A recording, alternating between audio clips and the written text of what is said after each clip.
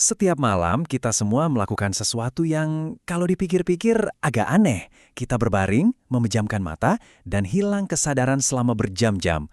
Tapi pernah nggak sih kita berhenti sejenak dan bertanya, kenapa kita tidur? Nah, kali ini kita akan coba bongkar salah satu misteri terbesar dalam hidup kita. Coba bayangin deh, skenario aneh ini.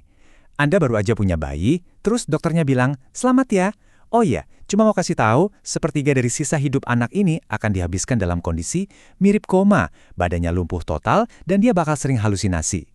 Kedengarannya mengerikan kan? Padahal dokter itu cuma lagi ngejelasin soal tidur. Skenario tadi tuh, walaupun aneh, sebenarnya nunjukin satu masalah besar. Kita semua tahu, 3 pilar kesehatan itu diet, olahraga, dan tidur. Tapi coba jujur, mana yang paling sering kita korbankan? Pasti tidur kan?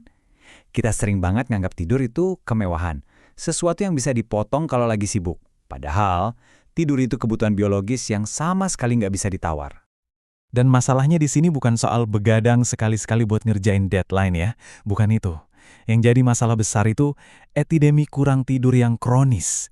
Gaya hidup di mana tidur kurang dari 7 jam semalam itu malah dianggap keren, dianggap sebagai tanda kalau kita ini produktif dan ambisius. Padahal kenyataannya jauh dari itu. Terus apa sih akibatnya kalau kita terus-terusan mengabaikan tidur? Wah, harganya mahal banget. Kita mulai dari sistem imun ya. Kurang tidur itu secara harfiah melumpuhkan tentara di dalam tubuh kita, yaitu sel-sel pembunuh alami yang tugasnya melawan sel kanker. Hasilnya, nggak main-main. Risiko Anda kena kanker bisa naik lebih dari 2 kali lipat. Dan kerusakannya nggak berhenti di situ aja. Ini yang bikin ngeri. Kurang tidur sekarang dianggap jadi salah satu faktor utama penyakit Alzheimer. Bahkan cuma kurang tidur 1 malam aja, itu bisa bikin kadar gula darah Anda kacau balau, sampai bisa diklasifikasiin sebagai pradiabetes. Gila kan? Jadi mulai dari otak, jantung, sampai sistem metabolisme, nggak ada satu organ pun yang aman. Kalau tadi itu efek jangka panjang, ada juga loh bahaya yang langsung terasa dan nyata banget. Coba lihat data ini. Kalau Anda tidur cuma 4-5 jam, risiko kecelakaan mobil Anda naik 4 kali lipat. Tapi yang lebih parah, kalau tidur Anda kurang dari 4 jam, risikonya melonjak sampai 11,5 kali lipat. Itu sama bahayanya kayak nyetir sambil mabuk. Bener-bener nggak sepadan kan? Oke, setelah lihat semua bahayanya tadi, pasti kita jadi makin penasaran kan? Sebenarnya apa sih yang terjadi pas kita tidur? Kenapa tidur bisa punya kekuatan sebesar itu? Nah, untuk ngertiin ini, kita harus kenalan dulu sama 2 sistem utama yang ngatur siklus tidur kita. Jadi, ada 2 bos yang ngatur kapan kita ngantuk. Yang pertama itu namanya ritme sirkadian. Anggap aja ini jam internal 24 jam di tubuh kita. Dia yang ngatur kapan kita seger dan kapan kita lemas, kayak ada jadwalnya gitu. Terus yang kedua, ada yang namanya tekanan adenosin. Ini lebih simpel lagi, bayangin kayak tagihan ngantuk. Semakin lama Anda melek, semakin numpuk tagihan ini di otak, bikin kita makin pengen tidur. Jadi yang satu ngatur jadwal, yang satu lagi ngumpulin rasa kantuk. Penting banget untuk diingat, tidur itu bukan sekedar otak kita mati sebentar. Justru sebaliknya, otak kita itu super aktif.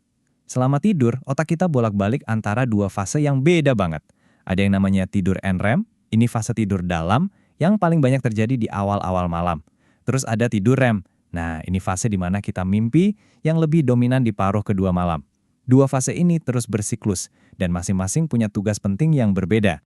Biar gampang bayanginnya, anggap aja otak kita ini lagi dikerjain sama 2 seniman setiap malam. Fase pertama, tidur NRM yang dalam, itu kayak pematung kasar. Tugasnya memahat memori kita, buang koneksi-koneksi yang nggak penting dari seharian, membersihkan yang nggak perlu. Nah, setelah itu, masuklah fase tidur REM. Dia ini seniman halusnya. Dia nggak membuang, tapi justru memperkuat koneksi-koneksi penting yang tersisa, bahkan menghubungkannya dengan cara-cara baru yang kreatif. Keren kan? Jadi jelas banget ya sekarang, tidur itu sama sekali bukan waktu yang sia-sia. Justru sebaliknya, tidur adalah proses riset paling canggih yang kita punya untuk otak dan tubuh kita. Nggak ada suplemen, nggak ada obat, nggak ada teknologi apapun yang bisa ngalahin kekuatan tidur untuk memperbaiki diri kita setiap hari. Nah, setelah kita tahu semua ini, setelah kita tahu kalau tidur itu bisa mencegah penyakit, mempertajam ingatan, dan menjaga kewarasan kita, pertanyaannya jadi kebalik. Bukan lagi, kenapa kita harus tidur, tapi dengan semua manfaat ini, kok kita masih berani-beraninya nggak cukup tidur?